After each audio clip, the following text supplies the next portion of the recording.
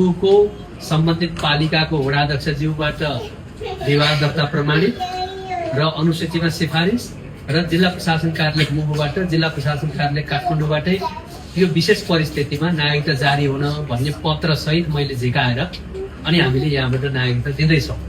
उहाँ मुगुको नागरिक हुनुहुन्छ, नागरिकता प्राप्ति चाहिँ मुगुबाटै हुनुपर्छ, तर यो विशेष परिस्थिति र उहाँको यसपछिको व्यवस्थापनलाई पनि जोडेर हामीले जुन सहमति गरेका छौँ त्यसका बुँदाहरूलाई नागरिकता अनिवार्य शर्त भएको हुनाले राष्ट्रिय परिचय पत्र पनि बनाउँछौँ। पञ्जीकरण विभाग यहाँ राष्ट्रिय परिचय पत्रको काम पनि यहीँ काठमाडौँबाटै हुन्छ, त्यो पनि हामी बनाउँछौँ सँगसँगै। दुईटा काम, फेरि ब्याङ्क खाता खोल्न राष्ट्रिय परिचय पत्र पनि आवश्यक हुन्छ। म माननीय मन्त्रीज्यूलाई यो नागरिकता उहाँलाई हस्तान्तरणको लागि अनुरोध गर्छु।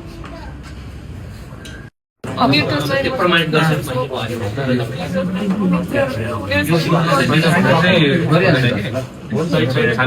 रिपोर्ट बहिनीहरू आउँछ नि त यता मलाई भन्नु के भएको छ बहिनीहरूले सोध्ने हो क्या कसरी भयो मेरो हस्बेन्ड कहाँ जानुभयो, कति बजे कहाँ जानुभयो भनेर बहिनीले सोध्नै पर्ने अधिकार हुन्छ होइन। अनि त्यसपछि त्यो छानबिन समितिले त उत्तर दिनु पर्यो, थाहा पाइहाल्छ मैले त्यसपछि होइन।